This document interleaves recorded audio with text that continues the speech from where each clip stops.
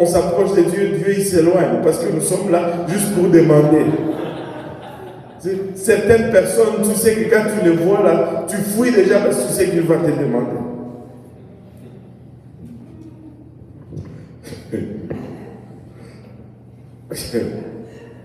Alléluia.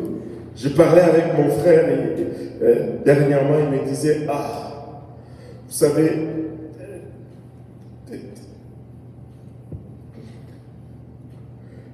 tel ou tel, je ne veux pas citer de nom, il dit, il est en train vraiment, c'est une chasse carrément. J'essaie de l'éviter, rien à faire. Maintenant, il vient me piéger à l'église chaque dimanche pour demander. J'ai dit à mon frère, mais il vient aussi demander. Et on a commencé à rire.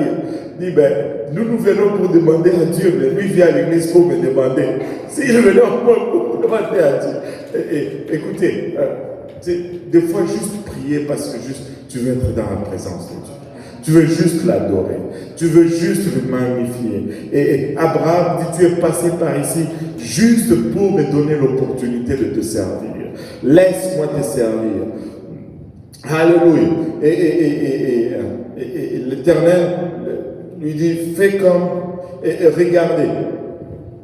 Au 5e verset, ils répondirent, le 3, ils répondirent, fais comme tu l'as dit. Je ne sais pas si vous avez déjà vu le film là, sur la création. C'est un long film qu'on regardait au Congo, qui faisait genre 6 heures ou quelque chose comme ça. Et à chaque fois, à Pâques ou dans des dates comme ça, là, la radio-télévision du Congo, à l'époque c'était Télé Zaïre, il passait ce film-là. Et dans ce film, tu vois, à cette partie, tu vois vraiment 3 personnes qui viennent. Et là, quand Abraham leur parle, et les 3 parlent en même temps, ça fait bizarre. Avez-vous déjà vu cela? Non? Oui, dans le film. Oui. C'est pourquoi ça fait bizarre. Et ça fait comme un genre de faites comme tu l'as dit, et les 3 parlent en même temps. Et bon, c'est ce que la Bible a dit aussi. Au moins sur ce plan-là, c'était fidèle. Donc Abraham court vers sa femme et dit, fais vite, 3 mesures de fleurs de farine, et fais des gâteaux, et un céteri. Et là, ils ont apprêté, et ils se sont mis sous l'arbre et ils ont commencé à manger. Et là, pendant qu'ils mangeaient, et là, les 3 lui dirent, où est Sarah? Les 3 parlent en même temps. Où est Sarah, ta femme? Et il répondit, elle est là dans la tente. Et bon, c'est sûr que quand Sarah a entendu qu'on parlait d'elle, elle s'est approchée de la tente pour écouter. Ce n'est pas bon d'écouter aux portes. Allô? Ce n'est pas bon d'écouter aux portes. Et l'un d'entre eux dit, les 3 ont parlé, et là, après, l'un d'entre eux commence à avoir une conversation, un à un, avec Abraham. L'un d'entre eux dit, je reviendrai vers toi à cette même époque, et voici Sarah, ta femme, aura un fils. Sarah écoutait à l'entrée de la tente, c'est-à-dire en arrière de la porte, et qui était derrière lui. Et Abraham et Sarah étaient vieux, avancés en âge. Et Sarah ne pouvait plus espérer avoir des enfants. La pauvre, elle avait déjà 89 ans en ce temps-ci. 89 ans.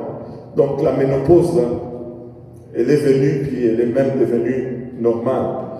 Et pour elle, elle n'avait plus de cycle. Elle n'espérait pas avoir des enfants. C'est pourquoi la Bible dit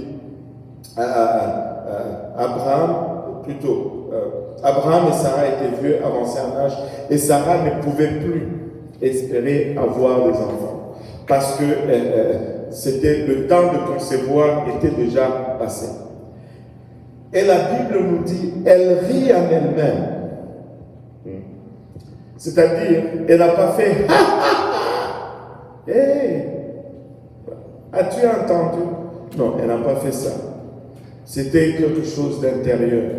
Peut-être juste un sourire sur les lèvres. Mais même si c'était juste un simple sourire sur les lèvres, rappelez-vous, elle était en arrière de la porte. Amen. Donc, pas visible pour les anges. Alléluia. Elle rit en elle-même en disant, maintenant que je suis vieille, aurais-je encore des désirs?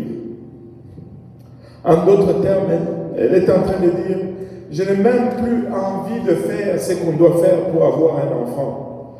Et en passant, Abraham aussi est déjà devenu vieux.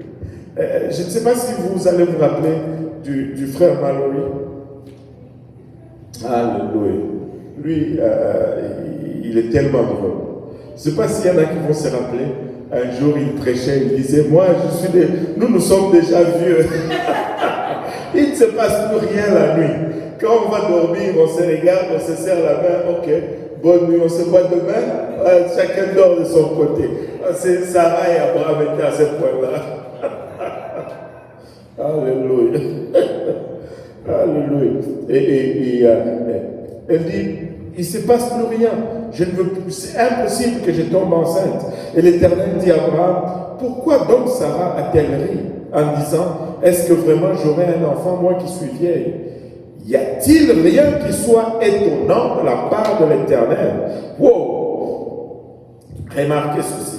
Quand ça devient une conversation un à un, la Bible précise maintenant l'identité de celui qui est en train de parler ici. L'Éternel dit à Abraham, au verset 13, pourquoi donc Sarah a-t-elle ri?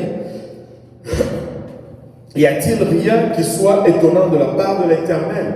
Alléluia. Là, il confirme son identité de deux façons. D'abord, par l'appellation, l'Éternel. Deuxièmement, par la capacité de lire ce qu'il y a à l'intérieur d'une personne. Seul Dieu peut lire ce qu'il y a au fond du cœur de l'homme. Les anges ne peuvent pas le lire, le diable ne peut pas lire tes pensées. Seul Dieu peut connaître les pensées de l'homme.